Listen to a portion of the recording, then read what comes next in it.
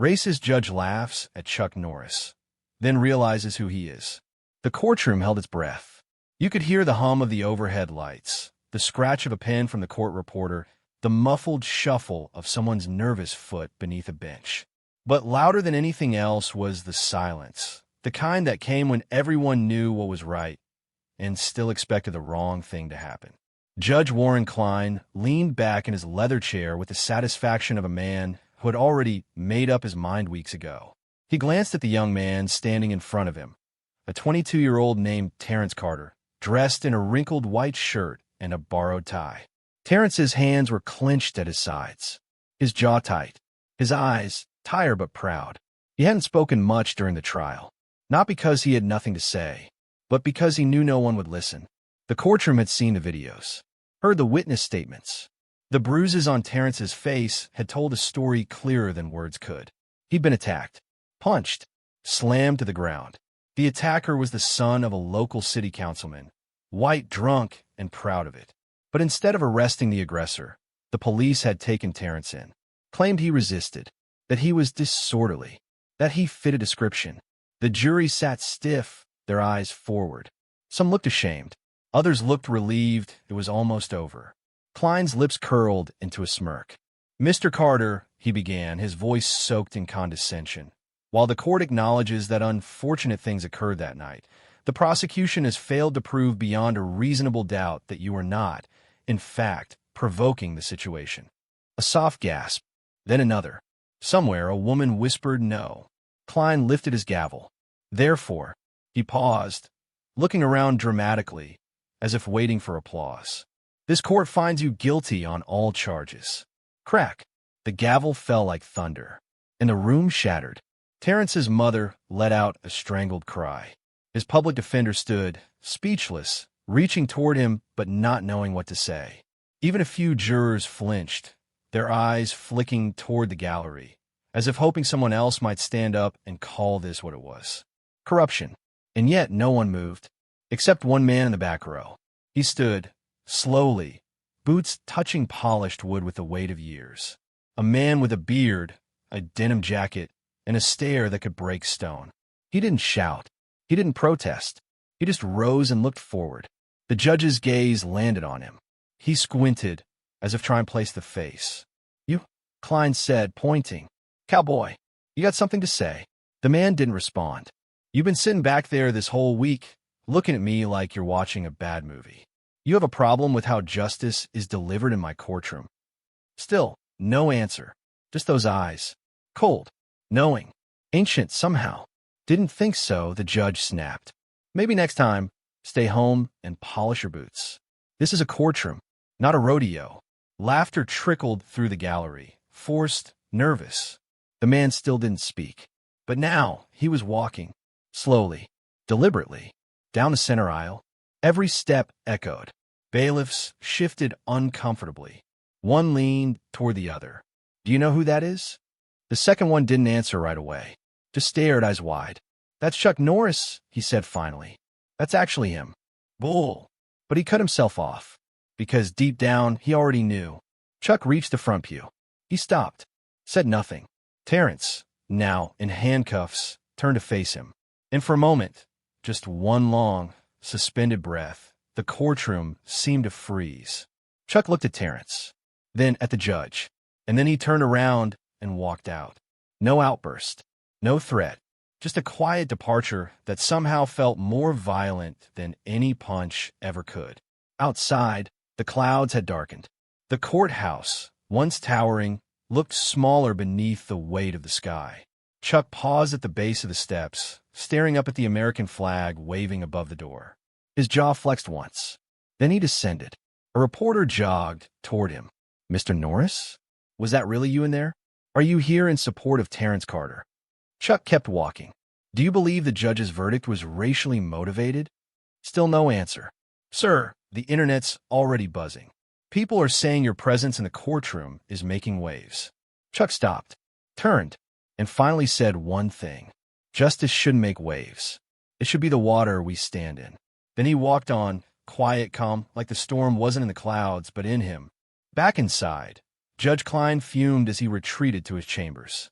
He slammed the door, threw his robe on the chair, and poured himself a glass of scotch. Before 11 a.m. didn't matter. He took one sip, two, then turned on the TV in his office.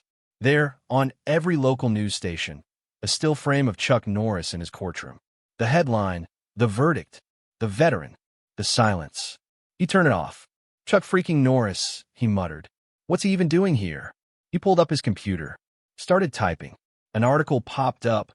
Norris breaks silence. Seen at controversial courtroom verdict. He clicked off, pulled out his drawer, paused. Inside was a manila folder, unmarked but thick. It hadn't been there before. He looked around. The room was locked. He was sure of it. Slowly, he pulled it out and opened it. Inside, transcripts, articles, photos, case files, his cases, every questionable verdict, every dismissed charge, every time he laughed off someone's pain or silenced a protest. There were sticky notes on some pages, red underlines, names, and at the bottom, one sheet of paper, blank except for a single handwritten line. You laughed. Now I'm listening. See, Klein's fingers twitched. He stood suddenly, looked at the window, at the door, at the hallway's security monitor. No one was there, but somehow, he knew. Chuck wasn't gone. He was watching. That night, Judge Klein didn't sleep.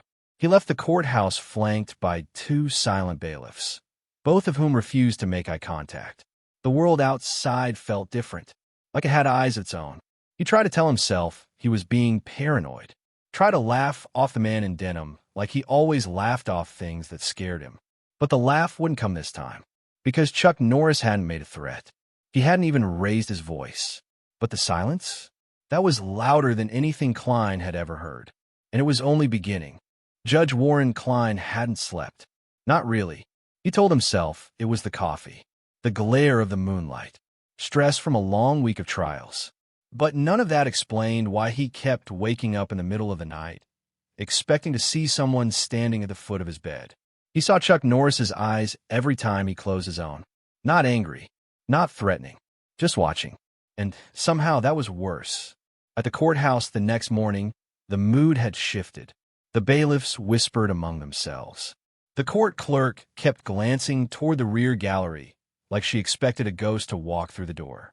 Even the stenographer, who typed through everything from gun threats to family breakdowns, was unusually quiet.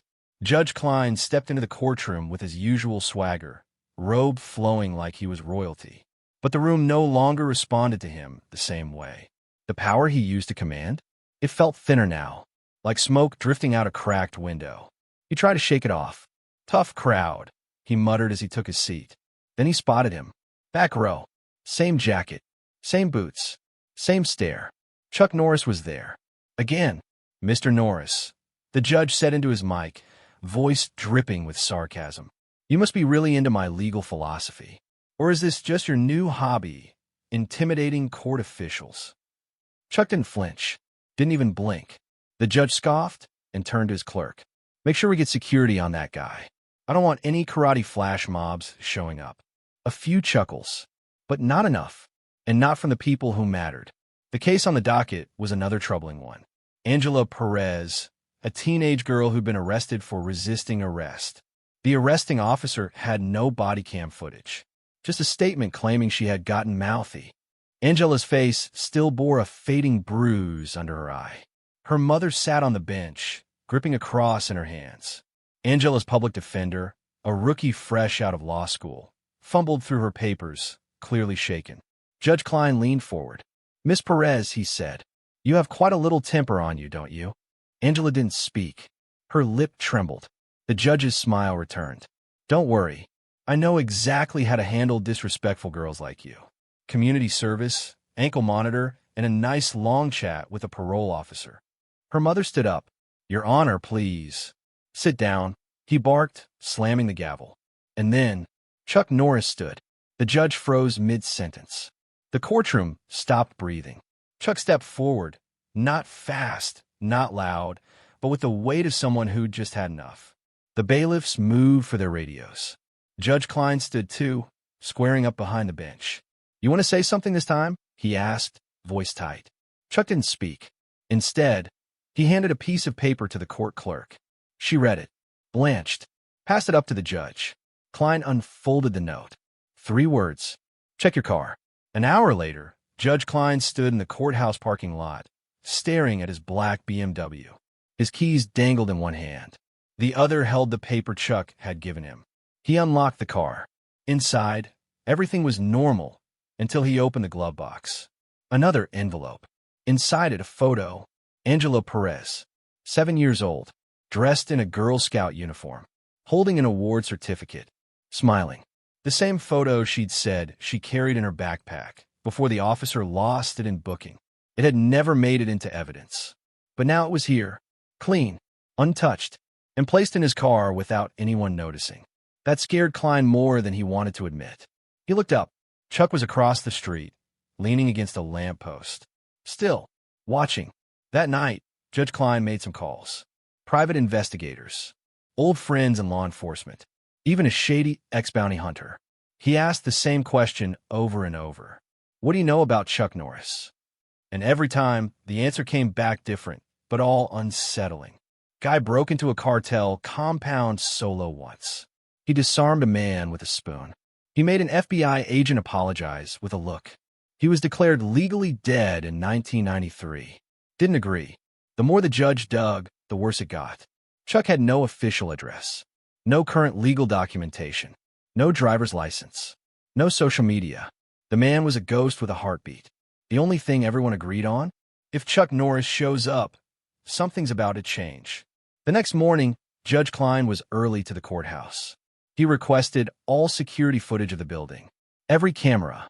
Nothing showed Chuck entering. He was just there. Again. Same seat. Same stare. But this time, he wasn't alone. 3 people sat beside him. Former defendants. All people the judge had ruled against unfairly. And somehow, they looked stronger now. Like something invisible stood behind them. A storm was building. Not in volume, but in presence. Chuck said nothing. But his silence? It was beginning to shout. That night, Judge Klein came home to find his house dark. Too dark. His security lights hadn't triggered. He stepped inside, heart pounding. Everything was in place, except for one thing. On his desk sat an open court file, a case he'd sealed 10 years ago, one that had disappeared mysteriously after he destroyed the only copy. Except now, it was here, complete, organized, and on top of the file was a sticky note in simple handwriting. You remember her. I never forgot. See, the house was dead quiet, but Judge Warren Klein felt like someone had just screamed in his ear. The open file on his desk didn't make sound. It didn't need to. It was louder than any alarm. He stared at it like it was something radioactive, like it might burn him if he got too close. And maybe, in a way, it already had. He knew this case. He remembered every ugly detail. Case number 17304. K. Daniels, age 15. Accused of shoplifting. First offense. Charges should have been dismissed with a warning and a scolding. But Klein, back then still eager to impress donors and clean up the streets, had handed down a 6-month juvenile sentence. To a child. The girl had cried in court. Pleaded. Her mother had begged on her knees. He'd told her, maybe next time she'll think before stealing candy bars. But she hadn't stolen candy. That was never part of the report. He just said it because it sounded dismissive. And people laughed. The judge sat down slowly, knees suddenly weak. There were photos in the file now. Of her. After juvie. After what had happened inside. After her public breakdown. And worst of all, at the bottom of the folder, stapled to the last page, was a death certificate. She didn't make it to 20. He hadn't known that part. No one had told him. He'd forgotten her name. But Chuck hadn't. The next morning, he barely made it into the courthouse. The air felt heavier. Every hallway colder. Staff looked at him differently. Not with deference, with quiet calculation. Like they were waiting for something to fall. He sat at the bench, hands trembling just slightly as he gripped his gavel. Chuck was there again, but not alone. Now, there were more sitting beside him. Some wore suits. Some wore uniforms. Some looked like regular people you'd pass at a grocery store. But they all had the same look in their eyes. They weren't just spectators. They were witnesses. The first case that day was about a mother charged with neglect. She was late picking her kid up from school 3 times because of 2 jobs and no car. The child had clean clothes, good grades, a lunch packed with love. But the prosecutor painted her as unfit, as reckless, as borderline dangerous. Klein had made this decision 100 times before. Easy, robotic, efficient. But now, he couldn't find the words. He looked down at her file, and there, clipped behind it, was a photo that didn't belong. A photo of Kay Daniels, the same girl from the folder on his desk. He didn't put it there. He looked up. Chuck's eyes were locked on his. And for the first time in decades, Judge Klein said something that felt like sandpaper in his throat. Case dismissed. The courtroom gasped. The mother began to cry. Loud, broken, grateful sobs. Her public defender blinked in disbelief. Even the prosecutor looked stunned. And Chuck, he didn't move. He didn't smile. He just watched. Later that afternoon, Klein sat in his chambers alone, staring out the window. His fingers traced the edges of his robe like it was a costume he hadn't earned. For so long, he'd convinced himself he was doing what was necessary. That tough love was justice. That sarcasm was just flavor, not cruelty. That he was smarter, sharper, and justified. But now, he couldn't stop hearing Kay, Danielle's voice, even though he never really listened to it when she was alive. The judge's phone buzzed. Another anonymous text. No number. No ID. Just words. Angela's photo is back with her. Do you know how many others are still waiting? He dropped the phone, breathed in, shook. Chuck had been everywhere. In every file. In every moment Klein thought he'd buried. Not to punish him, but to remind him of the weight of what he'd done. That evening, the news ran a story. Anonymous Good Samaritan returns stolen photo to teen held by court. A photo the judge had thought was lost forever. A detail no one outside the case should have known. But Chuck had known. The girl smiled in the news clip. Said, I don't know who brought it back, but it felt like someone saw me. And that hit harder than any verdict Klein had ever delivered. He walked through town the next day. Not in his robe, not in his Mercedes, not like a judge, but like a man. An old man. The streets felt different. The courthouse smaller. The world less under his control. He stopped at a park bench. Chuck was already sitting there. No words, just space. Klein sat down beside him. Neither of them looked at the other. And for a long time, they said nothing. Until Klein whispered, I ruined her life. Chuck didn't nod, didn't confirm, didn't need to. Klein looked down at his hands.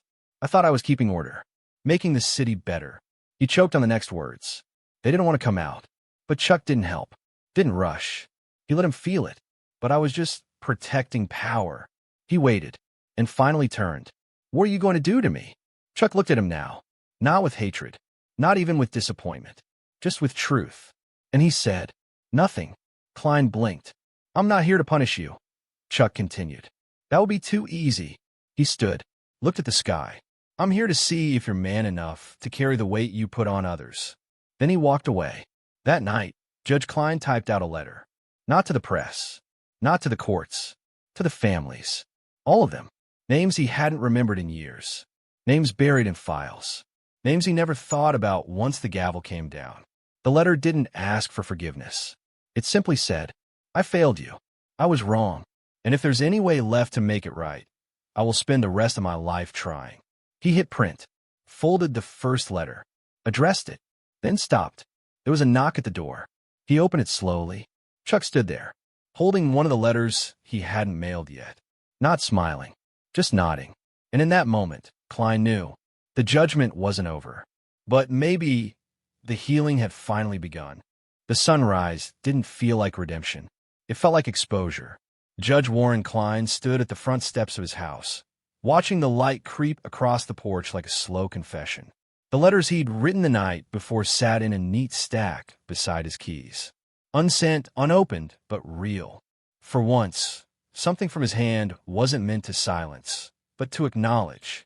He looked down at the last envelope, the one Chuck had somehow returned before it had even been mailed. Klein still didn't understand how he did it. He wasn't sure he ever would. At the courthouse, everything felt off. Not chaotic, not loud, but wrong in a quiet way. Security guards whispered when they thought no one was listening. Reporters loitered outside the steps with cameras slung over shoulders instead of raised. Even the court clerk, who'd once defended Klein's every outburst, barely looked him in the eye now. "Is Mr. Norris in the gallery again?" he asked casually, adjusting his robe behind the bench. The clerk glanced up, almost startled. "Sir, he's not in the building." Klein froze. "Not here." Somehow that was worse. The day's case was small on paper. A petty theft. A high schooler caught with a stolen phone, accused of swiping it from a locker. But the boy's eyes, wide, brown, desperate, told a story louder than the charges. His lawyer stood shakily. "My client maintains he didn't take the phone. He found it left on the bench. He turned it into the office. After unlocking it, the prosecutor snapped. He didn't unlock it. The data shows usage, or someone else accessed it after he turned it in." Klein leaned back in his chair, staring at the kid. A few months ago, he wouldn't have blinked. He would have handed down community service, maybe detention, maybe more. He would have justified it, told himself it was about teaching a lesson. But now, he saw something different. Not just the boy. He saw all of them. All the faces that blurred together in a sea of black robes, wooden benches, and slammed gavels. The ones who never got a second chance because no one gave them a first one. "This isn't justice," Chuck's voice echoed in his head, though it hadn't been spoken aloud. "This is routine cruelty with a name tag." He tapped the gavel. Once, then paused. He looked down at the file. Inside it, wedged behind the pages, another envelope. He hadn't put it there. Inside, a photo of the boy, younger, holding a soccer trophy. A caption from a local paper. "Local 10-year-old wins regional title." Beneath it, a sticky note in Chuck's handwriting. "He's not a thief. He's just a kid who was ignored." Klein swallowed hard. "Charges dismissed," he said quietly. Word spread fast. Klein was changing, not just making different calls, but showing remorse, speaking gently, asking real questions, sometimes even apologizing. To the people in town, it felt impossible. To the attorneys, it felt suspicious. But to the ones who had seen Chuck Norris come and go without saying a word, it made perfect sense. Because when Chuck appeared, truth followed. At home, Klein began clearing out his office. Old files, hidden notes, the bottle of bourbon he once sipped during recesses. He opened drawers he hadn't touched in years. In one of them, sealed under a false bottom, he found the one folder he never thought he'd see again. Terrence Carter's case, the one that started all this. He pulled it out, hands shaking slightly. There it was, the evidence the jury never saw. The footage that was accidentally lost. A written statement from a witness that had been mysteriously retracted. Except none of it was lost. It had all been here, hidden, by him. Because once, he believed protecting the system was more important than telling the truth. Now, he knew better. He tucked the folder under his arm and drove to the county clerk's office. Filed a motion to reopen the case, to vacate the conviction, and to publicly acknowledge that Terrence Carter had been the victim, not the criminal. That night, his porch light flickered. He stepped outside and found a small package on the mat. No address, no name. Inside, a badge. Old, worn, federal. It belonged to a marshal named Robert Harlan, a man Chuck had worked with years ago on a missing persons case involving court corruption. The file had gone missing, but now it was here, with a note. "You're not the only judge I've visited, but you might be the only one who didn't lock the door behind me." See, Klein sat on the porch for hours, staring out at the dark. The badge felt heavier than it should have, and in his chest, something unfamiliar began to bloom. It wasn't fear. It was responsibility. The next morning, Terrence Carter walked into the courtroom. Not in cuffs, not as a defendant, as a free man, officially, fully, and publicly exonerated. The court clerk announced it. Klein stood. "Mr. Carter," he said, voice clear but softer now, "this court acknowledges that you were failed. Not just by the system, but by me." Terrence said nothing, just stared, until finally he stepped forward. He didn't shake the judge's hand, but he nodded, and that was enough. The crowd stood to leave. And then, quietly, a single clap echoed through the room. Chuck, back row. For the first time, he stood not as a warning, but as a witness to healing.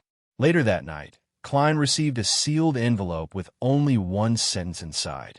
Tomorrow, someone else will test you. Don't fall back. No signature. No return address. He looked out the window. Chuck was gone, but the silence he left behind, it still held the weight of justice. The next morning, the courthouse doors opened to a waiting storm. Not outside, not in the sky. Inside, in the hallway, whispers traveled faster than footsteps.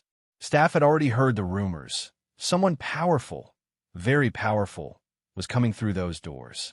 A name that hadn't been spoken publicly in this building in years. Councilman Pierce Halford, a name Judge Klein knew far too well. He wasn't just a politician.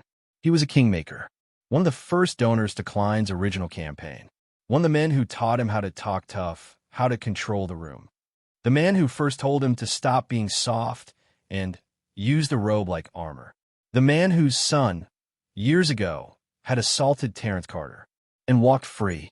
Now, Councilman Halford was back, not in the gallery, in front of the bench, charged with obstruction of justice and witness tampering related to several closed cases. It had taken years for anyone to build a case strong enough to bring him to trial. But someone had done it. Someone persistent, quiet, focused. Chuck, maybe, or the echo of what Chuck had set in motion. Either way, this was Klein's test. The ultimate one. The man who once shaped him now stood on the opposite side of the bench. Halford smirked as he entered the courtroom. He wore a crisp navy suit, his gold tie shimmering under the lights. His eyes scanned the room like a hunter. He didn't see Chuck. He didn't need to. He saw Klein and grinned. "Good to see you, Warren." The judge didn't answer, didn't look up. He simply read the charges aloud, word by word. No emotion, no mercy. The trial began. The prosecutor presented the evidence, documents, transcripts, audio from recorded phone calls. It was damning. Halford leaned back in his chair the whole time, tapping his fingers, watching the judge more than the jury. When the first break was called, Halford approached the bench during recess. He leaned close. "You don't want to do this," he whispered. "You forget who helped you rise." Klein looked at him. "No, I remember exactly who helped me forget who I was." Halford chuckled. "What's this, a redemption arc? You think Chuck Norris is going to write you into sainthood?" Klein didn't flinch.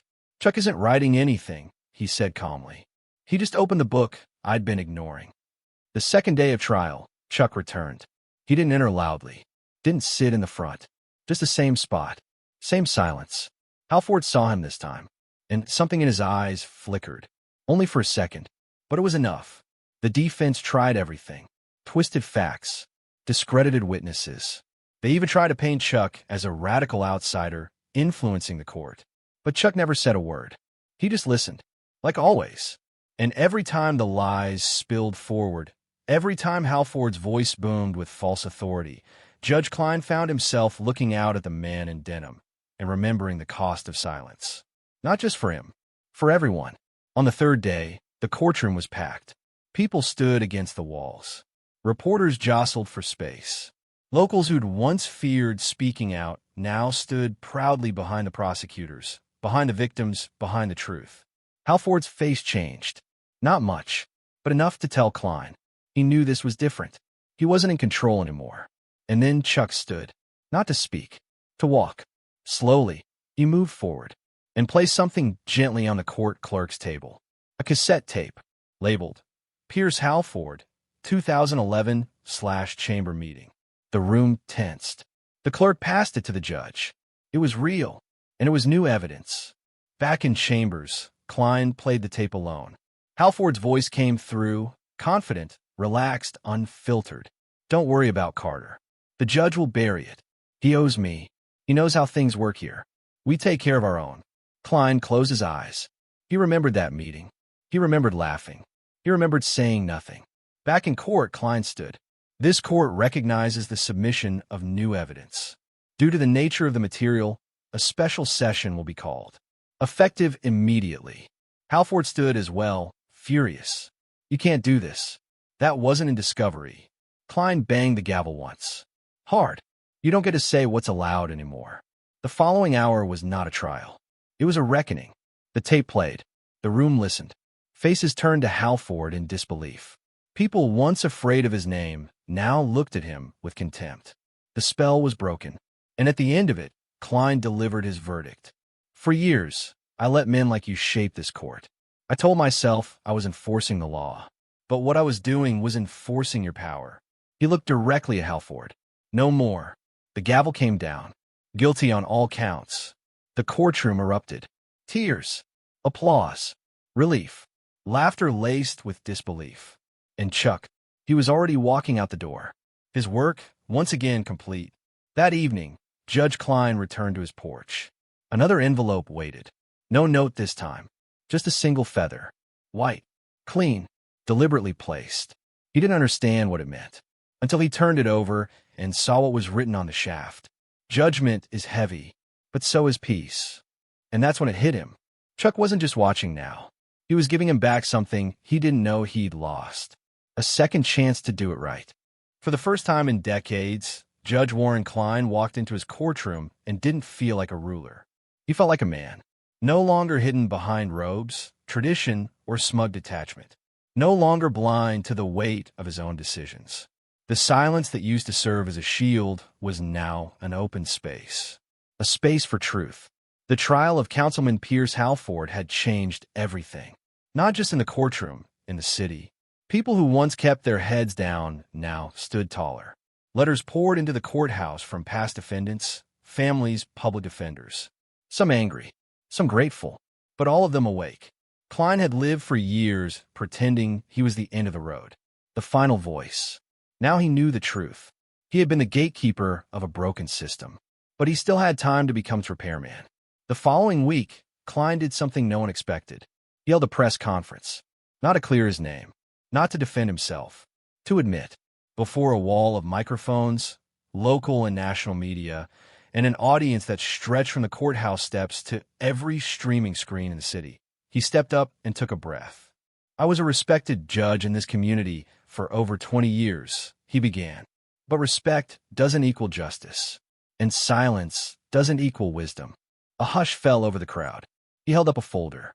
This is the list of cases I mishandled, wrongfully ruled, or judged without compassion.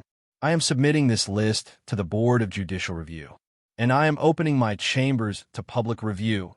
Every file, every note, every decision. Gasps.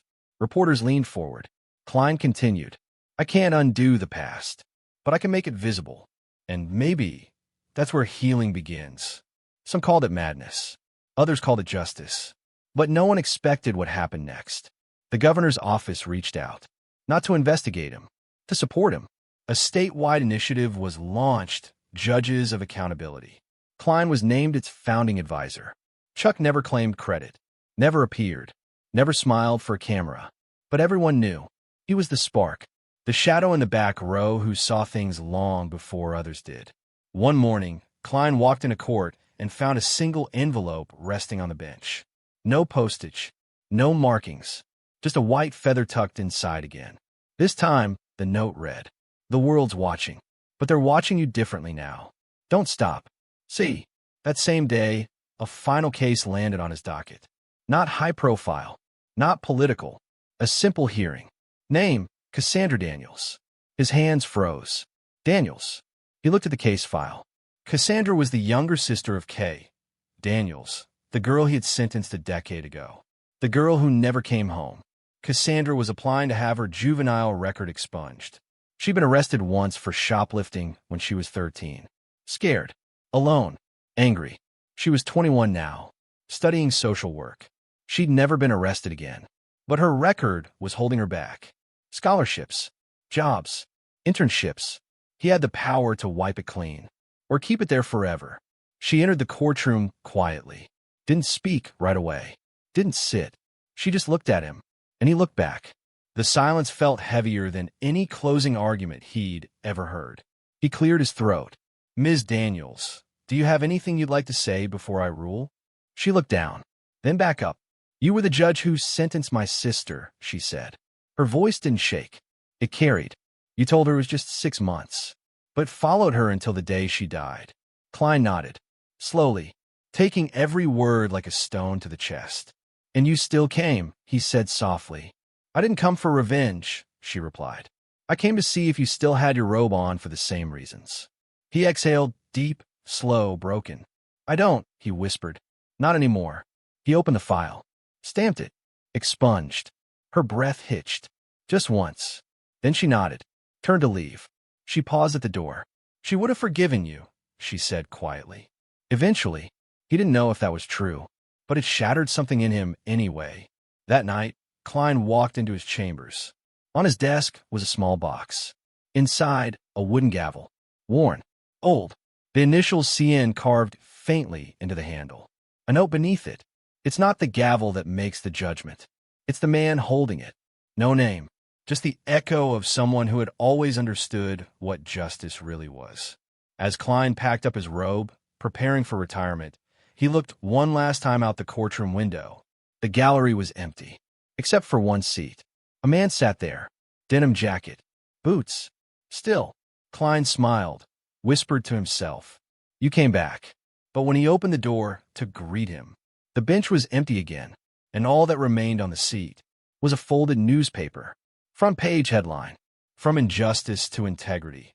The judge who stood back up and scribbled in the margin, in ink, "Took you long enough." See, the robe hung by the door. For 26 years, it had been armor, a uniform, a throne, but now it looked more like what it truly was, a piece of fabric stitched with the weight of decisions that could never be undone. Judge Warren Klein stood in his now nearly empty chambers, surrounded by boxes of memories. Some painful, some redemptive, all of them earned. He was no longer a judge. Not officially. His resignation had been submitted that morning.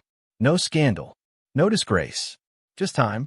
Across the courthouse lobby, a small crowd had gathered.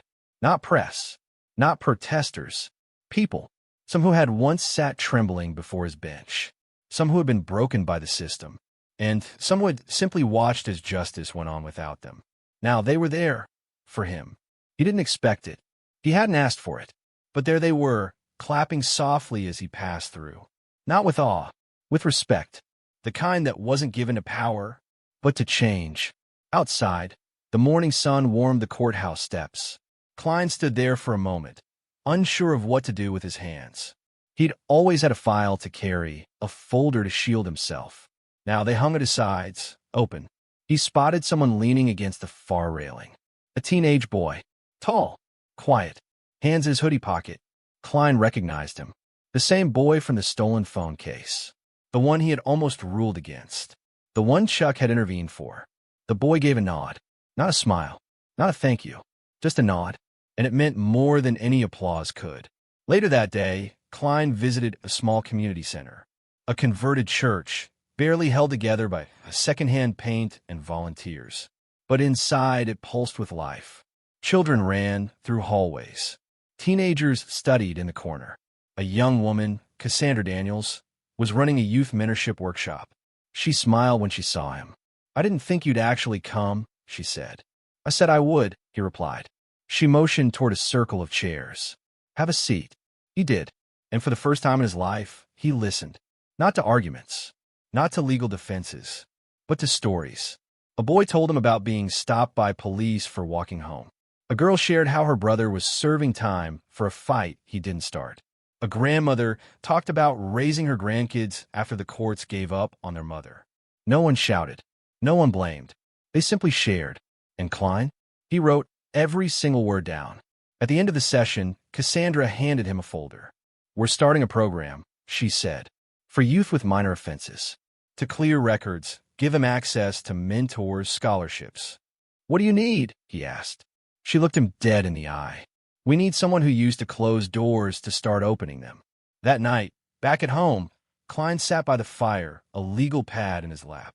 On it a title, Rewriting the Bench, by Warren Klein, with guidance from C. It wasn't a book. It was a blueprint. For judges. For schools. For cities. For anyone who'd ever been handed power and didn't know what to do with it. Until it was too late. The following week, he spoke at University Law School. A guest lecture, though he refused to stand behind the podium. "When you wear the robe," he told them, "you're not God. You're not justice itself. You're a filter, And if that filter's clogged with fear, ego, or hate, innocent people pay the price. He paused, then added, "Don't be the last word in someone's life. Be the moment that gives them a second chapter." The students didn't clap right away. They just took it in, which, he realized, was better than applause. One afternoon, Klein visited Ruby's cafe, a place Chuck had reportedly been seen years ago during a small-town incident that made headlines. The waitress recognized him. "We've had a few men like you come through here," she said. "Like me?" he asked. Men who thought they were in control, until they met someone who reminded them what control really looks like. She poured his coffee. "Black. No sugar." "You seen him?" he asked quietly. She smiled. "You don't see Chuck Norris. He sees you. And when he's seen enough, he moves on." Klein looked out the window. The street was empty, but the wind shifted. And somehow, he knew, Chuck wasn't gone. Just elsewhere. Watching someone else now. Someone who thought their title made them untouchable. Someone overdue for a reckoning. That night, as Klein closed his eyes, he dreamed of a courtroom. Not his. Not anymore. It was younger now. Brighter. Filled with people who believed. And standing at the center, not at the bench, but among the crowd, was Chuck. Just standing. Quiet. And then he turned, looked straight at Klein, and said one thing. "It's not about the power. It's about what you do when no one's watching." Klein woke with tears in his eyes. Not from sadness, but because for the first time in his life, he felt free. The world kept turning, but it turned just a little differently now. Not because laws had changed, not because the system had suddenly become fair, but because in one courthouse, in one city, a man who once believed he held the power of judgment had learned to carry the weight of it instead. Warren Klein was no longer Judge Klein. He'd exchanged courtrooms for classrooms, rulings for reforms, and silence for something more rare, listening. His days were filled with youth advocacy, policy panels, and quiet conversations with people the system used to overlook. He wasn't trying to save the world. He was just showing up every day the way Chuck had once done. Not loudly, not to be seen, but because it mattered. Everywhere he went, people asked the same thing. Was it really him? He always answered the same way. He never introduced himself. But when you've met Chuck Norris, you don't forget it. In a small park on the city's east side, a bench now sat beneath a maple tree. A plaque on it read, "To those who listen when no one is speaking." Dedicated anonymously.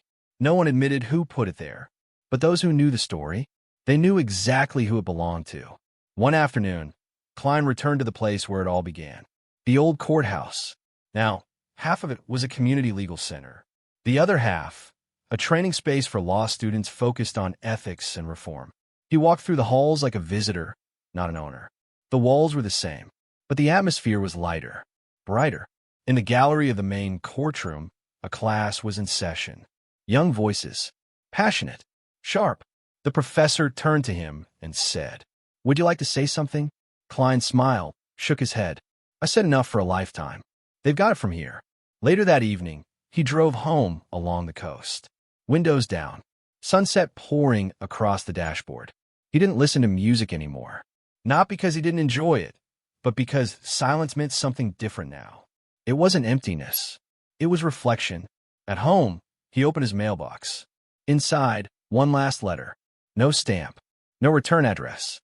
Just a single sheet of paper. "This time you listened. This time you stood. And this time you didn't need me to get back up." See, there was something folded behind it. A photograph. Faded. A courtroom. Years ago. Klein on the bench. Younger. Arrogant. And in the back row, almost too faint to see, was a man in a denim jacket. Watching. Klein sat on his porch as night fell, staring up at the stars. He used to believe justice was about punishment. Now, he knew better. Justice wasn't about revenge. It wasn't about fear. It was about knowing when to speak and when to stand, even when no one's watching. Somewhere, far from the city, another courtroom echoed with tension. Another man in a robe made a cruel joke. Another innocent face flinched. And in the last row, unseen by most, a man in a denim jacket stood. Boots worn, hat folded in his lap, eyes fixed forward, silent, waiting, because Chuck Norris never stays in one place. He never waits for applause. He never needs recognition. But when injustice laughs too loudly, when cruelty puts on a robe, when no one else dares to get up, he does. Not with anger, not with fists, just with presence.